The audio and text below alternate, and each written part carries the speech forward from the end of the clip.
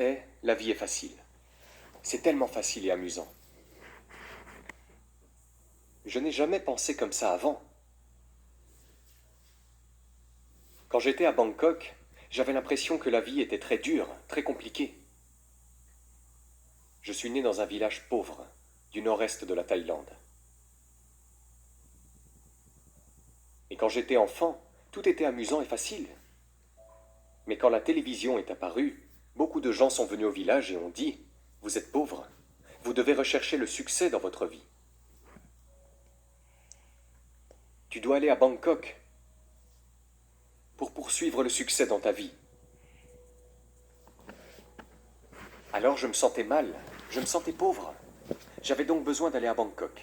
Quand je suis allé à Bangkok, ce n'était pas très amusant. Ils m'ont dit « Tu dois apprendre, étudier beaucoup et travailler très dur. Et ensuite tu pourras avoir du succès. » J'ai travaillé très dur, au moins 8 heures par jour. Mais tout ce que je pouvais manger, c'était un bol de nouilles par repas. Ou un plat tama de riz frit, ou quelque chose comme ça.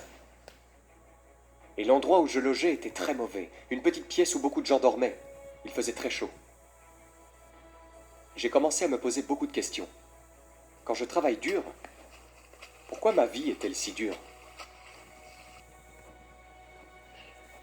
Il doit y avoir quelque chose qui ne va pas, parce que je produis beaucoup de choses, mais je n'en ai jamais assez. Et j'ai essayé d'apprendre, j'ai essayé d'étudier, j'ai essayé d'étudier à l'université. C'est très difficile d'apprendre à l'université, parce que c'est très ennuyeux. Et quand je regarde les sujets à l'université, dans chaque faculté, la plupart d'entre eux ont des connaissances destructives. Pour moi, il n'y a pas de connaissances productives à l'université. Si vous apprenez à être un architecte ou un ingénieur, cela signifie que vous ruinez davantage. Plus ces gens travaillent, plus la montagne sera détruite. Et une bonne terre du bassin de Chao Phraya sera de plus en plus recouverte de béton.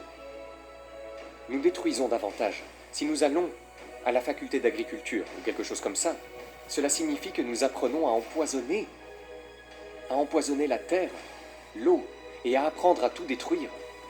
J'ai l'impression que tout ce que nous faisons est si compliqué, si difficile. On rend tout difficile.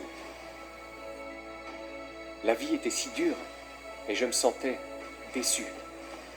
J'ai commencé à me demander pourquoi je devais être à Bangkok. J'ai pensé à mon enfance. Personne ne travaillait 8 heures par jour, tout le monde travaillait 2 heures, 2 mois par an. Plantant le riz un mois et récoltant le riz un autre mois. Le reste est du temps libre, 10 mois de temps libre. C'est pour cela qu'il y a tant de festivals en Thaïlande. Chaque mois, ils ont des festivals parce qu'ils ont tellement de temps libre. Et pendant la journée, tout le monde fait une sieste. Même maintenant au Laos, allez-y si vous le pouvez, les gens font une sieste après le déjeuner. Et quand ils se réveillent, ils bavardent. Comment va leur gendre? Comment va leur femme? Leur belle-fille? Les gens ont beaucoup de temps. Mais parce qu'ils ont beaucoup de temps, ils ont le temps d'être avec eux-mêmes. Et quand ils ont le temps d'être avec eux-mêmes, ils ont le temps de se comprendre. Quand ils se comprennent, ils peuvent voir ce qu'ils veulent dans leur vie. Ainsi, beaucoup de gens voient qu'ils veulent le bonheur, l'amour, qu'ils veulent profiter de leur vie. Les gens voient beaucoup de beauté dans leur vie. Alors ils expriment cette beauté de nombreuses façons. Certains sculptent le manche de leur couteau. Un très beau couteau. Tressent les paniers très joliment. Mais maintenant, personne ne fait cela. Personne ne peut faire quelque chose comme ça. Les gens utilisent du plastique partout. Alors j'ai l'impression que quelque chose ne va pas là-dedans. Je ne peux pas vivre comme je vis. J'ai donc décidé de quitter l'université et de rentrer chez moi. Quand je suis rentré chez moi, j'ai commencé à vivre comme dans mon souvenir, comme quand j'étais enfant. J'ai commencé à travailler 2 mois par an. J'avais 4 tonnes de riz. Et toute la famille de 6 personnes mange moins d'une demi-tonne par an. Donc on peut vendre un peu de riz. Et puis, j'ai pris 2 étangs. 2 étangs à poissons. Nous avons du poisson à manger toute l'année. Et j'ai commencé un petit jardin, moins d'un demi-hectare. Et je passe 15 minutes par jour à m'occuper du jardin. J'ai plus de 30 variétés de légumes dans le jardin. Donc 6 personnes ne peuvent pas tout manger. Nous avons un surplus à vendre au marché. Nous pouvons aussi gagner de l'argent. Alors je me dis que c'est facile. Pourquoi ai-je dû rester à Bangkok pendant 7 ans? Travailler dur et ne pas avoir assez à manger. Mais ici, seulement 2 mois par an et 15 minutes par jour, je peux nourrir 6 personnes. Le prix de ma... C'est facile. Et avant, je pensais que les gens stupides comme moi, qui n'ont jamais eu de bonnes notes à l'école, ne peuvent pas avoir de maison. Parce que les gens plus intelligents que moi, qui sont premiers de la classe chaque année, ont un bon travail, mais doivent travailler plus de 30 ans pour avoir une maison. Mais pour moi, qui ne peux pas terminer l'université, comment pourrais-je avoir une maison? C'est sans espoir, pour les gens qui ont un faible niveau d'éducation comme moi. Mais alors j'ai commencé à faire de la construction terrestre. C'est si facile, je passe 2 heures par jour, de 5 heures du matin à 7 heures du matin, 2 heures par jour. Et en 3 mois, j'ai eu une maison. Et un autre ami qui est le plus intelligent de la classe, il a passé 3 mois à construire sa maison, lui aussi. Mais il a dû s'endetter. Il a dû payer ses dettes pendant 30 ans. Donc, comparé à lui, j'ai 29 ans et 10 mois de temps libre. Donc, j'ai l'impression que la vie est si facile. Je n'ai jamais pensé que je pourrais construire une maison aussi facilement que ça. Et je continue à construire une maison chaque année, au moins une maison par an. Maintenant, je n'ai pas d'argent, mais j'ai beaucoup de maisons. Mon problème maintenant est de savoir dans quelle maison je vais dormir ce soir. Donc, une maison n'est pas un problème. Tout le monde peut construire une maison. Les enfants de l'école âgés de 13 ans fabriquent des briques ensemble. Ils font une maison. Après un mois, ils ont une bibliothèque. Les enfants peuvent construire une maison. Une vieille personne peut se construire une hutte. Beaucoup de gens peuvent construire une maison. Donc c'est facile. Si vous ne me croyez pas, essayez. Si quelqu'un veut avoir une maison. Et ensuite, la chose suivante est l'habillement. Je me sentais comme si j'étais pauvre, comme si je n'étais pas beau. J'ai essayé de m'habiller comme quelqu'un d'autre, comme une star de cinéma, pour me rendre beau, plus beau. J'ai passé 1 mois à économiser de l'argent pour acheter un jean. Quand je le portais, je tournais à gauche, à droite, je regardais dans le miroir. Chaque fois que je regarde, je suis la même personne. Le pantalon le plus cher ne peut pas changer ma vie. Je me sentais comme si j'étais fou. Pourquoi devais-je les acheter? Dépenser 1 mois pour avoir un pantalon? Ça ne me change pas. J'ai commencé à y réfléchir davantage. Pourquoi avons-nous besoin de suivre la mode? Parce que quand on suit la mode, on ne la rattrape jamais, parce qu'on la suit. Alors ne la suivez pas, restez là. Utilisez ce que vous avez. Donc après ça, jusqu'à maintenant, depuis 20 ans, je n'ai jamais acheté de vêtements. Tous les vêtements que j'ai sont des restes des gens. Quand les gens viennent me rendre visite et quand ils partent, ils laissent beaucoup de vêtements. Donc j'ai des tonnes de vêtements maintenant. Et quand les gens me voient porter de très vieux vêtements, ils m'en donnent d'autres. Donc mon problème est que je dois donner des vêtements aux gens très souvent. Donc, c'est si facile. Et quand j'ai arrêté d'acheter des vêtements, j'ai senti qu'il ne s'agissait pas seulement de vêtements, mais d'autres choses dans ma vie. Ce que j'ai appris, c'est que lorsque j'achète quelque chose et que j'y pense, je l'achète parce que je l'aime ou parce que j'en ai besoin. Donc si je l'achète parce que je l'aime, cela signifie que j'ai tort. Donc, je me sens plus libre quand je pense comme ça.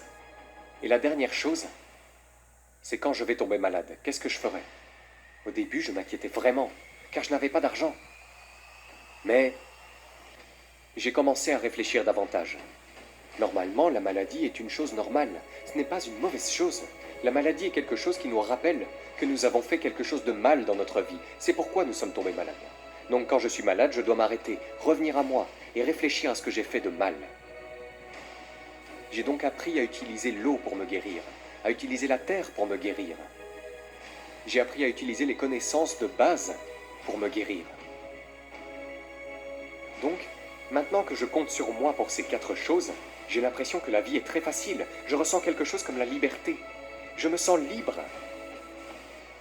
J'ai l'impression de ne plus m'inquiéter de rien, d'avoir moins peur, de pouvoir faire ce que je veux dans ma vie.